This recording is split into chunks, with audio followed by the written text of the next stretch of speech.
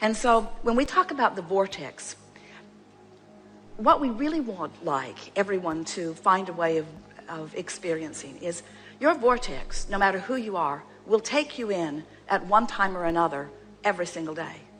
Something will happen where you will come into alignment with who you are. It might be a bird that you see. It might be a piece of the sky that you see. It might be a fragrance that comes past you. It might be a piece of a song that you hear. It might be, Jerry talks about a time former in his life experience where he was in such a state of depression he could not pull himself out.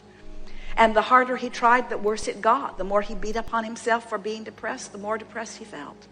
And then one day, he just followed an impulse to go down and sit on the rocks overlooking a lake. Drove for a little while, sat himself there, and a family came. They were not aware of him, would not have wanted to be aware of him because he was sort of lurking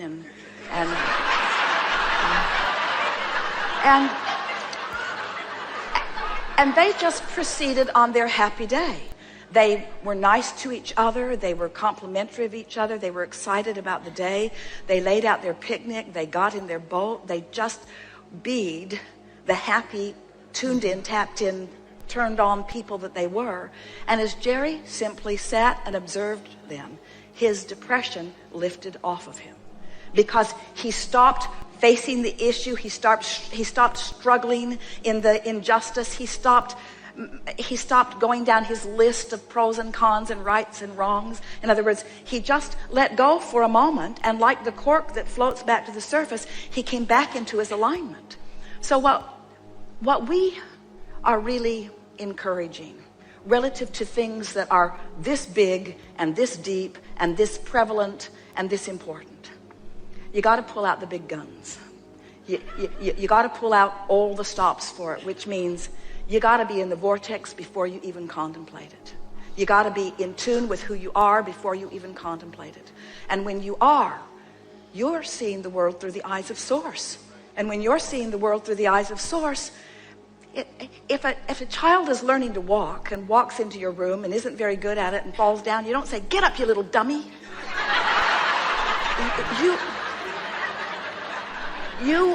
You know that this child will find its balance, and you give it only encouraging words. And yet when someone is out of the vortex and not feeling good and misbehaving and treating people badly, there's a tendency to say, "You need to be excluded from our society, and we need to punish you into compliance, and we need to educate you into a better way of life." And none of that works, because you just cannot motivate from outside the vortex. You can only inspire from inside the vortex. How are you in the vortex, Abraham,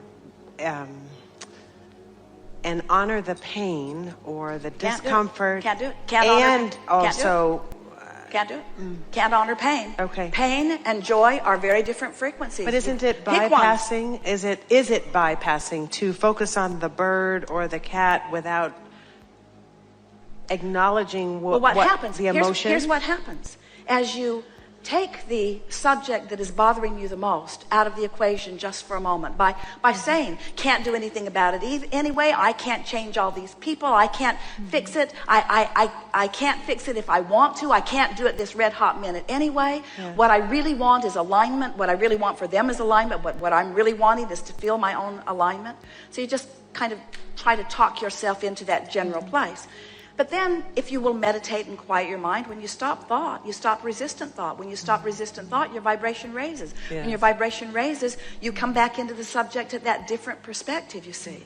So what happens is, as little by little, you allow the vortex to train you to that higher frequency, two things begin to happen right away. The first thing that happens is, fewer of those people that were behaving in that way have access to you because it's not as active in your vibration. Yes. Now, some would say, but isn't that putting your head in the sand? Isn't that just carving out this little nice world for yourself and leaving all of the others out there to deal with whatever it is that they're dealing with? And we say, it might be that, but the alternative doesn't work anyway. In other words, you can't go out of the world. Yeah. You can't get sick enough to help a sick person get well. You can't get poor enough to help poor people be prosperous. You can't get mean enough to help mean people get nice. You see, you can't feel pain about their suffering and be, as Jesus was, in vibrational alignment with their well-being. You just can't do it. You can't make those vibrational shifts, you see. Yeah. So is it appropriate for you to feel the sting of injustice? Of course it's appropriate. That's part of the sifting of the contrast. You couldn't give birth to the brighter, better world if you didn't see some of it that isn't so good. You couldn't ask with the clarity that you do. But there are millions of people, there are billions of people that are sifting through the contrast, who are asking, who are putting the rocket into their vortex, and Source is answering, who are depriving themselves of the very answers that they seek because they are so focused upon the problem, you see. And so little by little you come into alignment. Little by little you allow the vortex to train you until it just feels natural for you to feel good. And then, as we started to say, two things happen. You see less of it, and when you do see it, you are vibrationally prepared. When you do see it, you're seeing the world through the eyes of Source. You don't take it personally when someone is stupid. You don't take it personally when someone misbehaves. You don't take it personally because you know it's a vibrational thing that they don't have control of yet. Everyone wants to feel love. We promise you, everyone wants to feel good. They just don't know how to do it. And so it's just going to take more who are doing it unconditionally. Unconditional love says, I am in alignment with who I am regardless of the situation. But it's asking a lot of you to look at something that just yanks your chain and rings your bells in a very negative way, and to ask you to just turn the other cheek and be at one with it. That isn't what it is all about. It's about letting yourself see it, letting yourself feel it, let what you really want be born within you, and then tuning yourself to who you really are and to what you really want. And little by little, the world becomes a place that likes itself better. But we want to say this in a way that you can really feel it from us.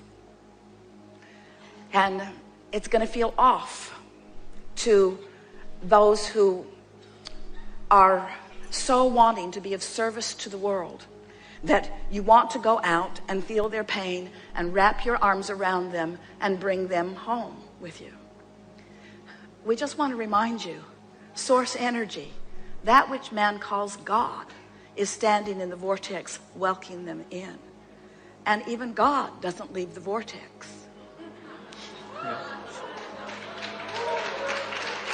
Because if that were to happen, you wouldn't feel the disconnection. In other words, Esther will say, she said it on a pretty regular basis, Abraham, come out of the vortex with me now.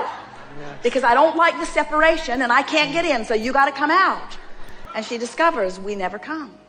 We never, ever, ever, ever come. That's the way all of this works. In other words, Source energy always maintains the highest vibration and the greatest love that has been created. And you have no choice but to line up with that, you see.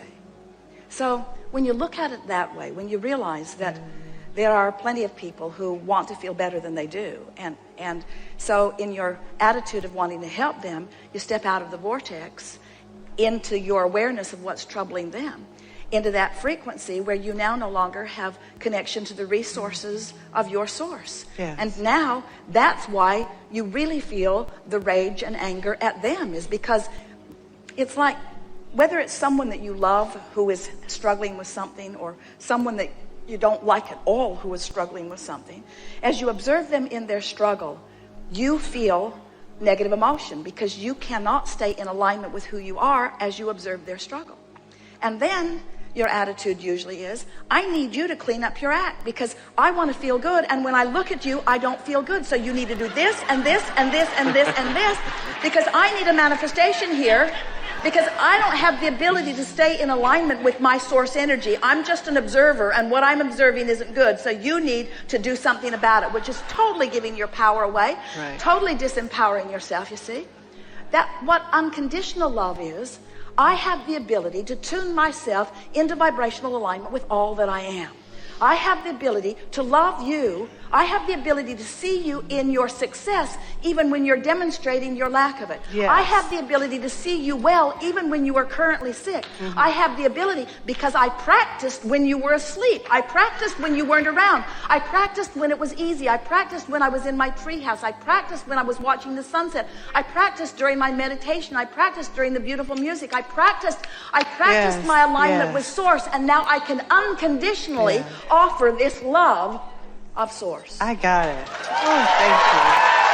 Yeah. Yeah. Yes, you do.